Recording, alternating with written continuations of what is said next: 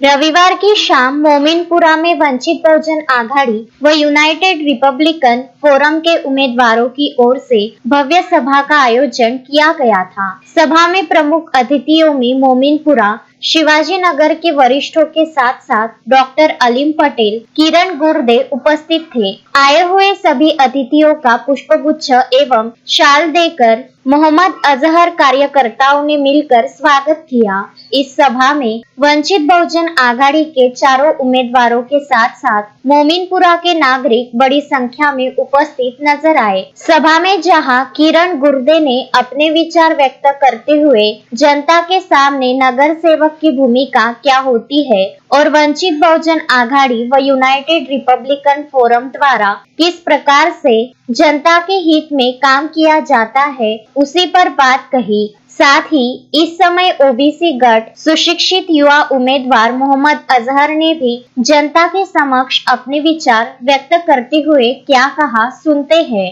आपका भाई, आपका बच्चा बनकर खड़ा हूँ। आज जो अपने समाज, अपने मुसलमान समाज, जय भीम समाज की जो आवाज दबाई जा रही है, उसके हक के लिए खड़ा हूँ। आज अपने को सिर्फ एक वोट बैंक के लिए यूज किया जाता है और कुछ भी नहीं है। और जब अपने हक की बात आती है तो उसमें अपना मशवरा तक के नहीं दिया जाता। आप बात समझो, मेरा जो नारा है जय भीम जय मीम का नारा है। जब अपने दोनों समाज अगर मिलकर काम करते हैं तो अच्छी से अच्छी अपनी सरकार को झुका सकते हैं। आज नई बस्ती के हाल वही है, ठेका पद्धति है। आज आप रजानगर चल जाओ, अपने मोहल्लों में चल जाओ, जो नए मोहल्ले बन रहे हैं उसमें हर सुविधा है, नलियों से नालियां, सड़कें, वहाँ पर पाइपलाइन की सुविधा, स्ट्रीट लाइट की सुविधा। मगर आज अपने जो पुराने मोहल्ले हैं वहाँ पर कोई भी डेवलपमेंट नहीं है। आपकी यही अपना मैं मोमिनपुरा का ही बच्चा हूँ। मोमिनपुरे की हालत जो आज से 15 साल पहले थे वही आज 15 साल बाद में भी यही है। सिर्फ इतना है कि सड़क बन गई, कोई फर्क नहीं है। जो नए मोहल्ले बन रहे हैं वहाँ सुविधा मिल रही है, जो पुराने मोहल्ले हैं वहाँ सुविधा नहीं मिल रही है।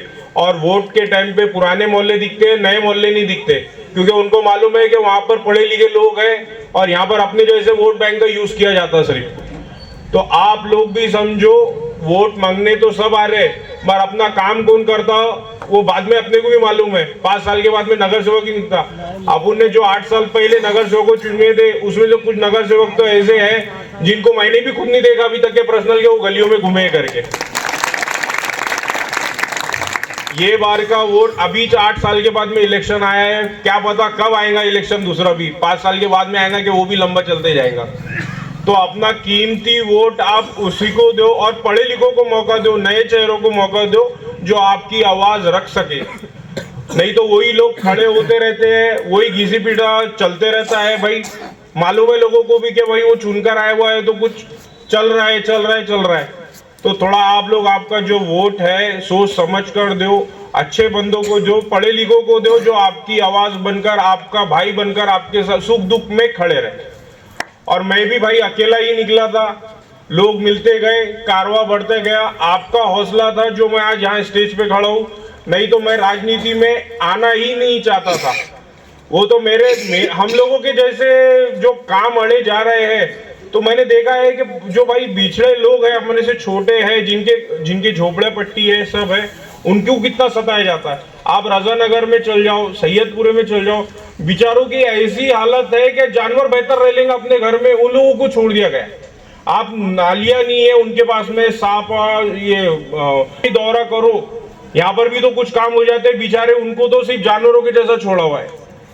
आप बडनेरा की हकीकत का लो, जो पिछड़े अपने इलाके है उसमें जाओ तो आपको मालूम पड़ेगा कि अपनी बडनेरा की नई बस्ती कितने पीछे हालत में है आज। तो आप सबसे गुजारिश है, और जो मेरा नारा है जय भीम जय मीम का, दो समाज साथ में रहेंगे तो सीट निकल सकती। आप उनको ही वोट दो जो सीट निकल सकती। बस अपने 2 शब्द खत्म करता हूँ। आप सभी का धन्यवाद। शोएब खान, विदर्भ न्यूज, बडनेरा। श्रद्धा फैमिली शॉपिंग में जाएंगे हम सभी, साड़ियों की नई डिजाइन देखो यहीं से लाएंगे। श्रद्धा फैमिली शॉपिंग में जाएंगे हम सभी, लेडीज जेंट्स बच्चों की हर फैशन लाएंगे सभी। फैशन के सफर में आप भी आगे ही आगे बढ़ते चलिए, क्योंकि बिजीलैंड का सबसे बड़ा आलीशान भव्य showroom Shraddha family shopping and mall, Busyland complex, Nandgaon Peth, Amravati.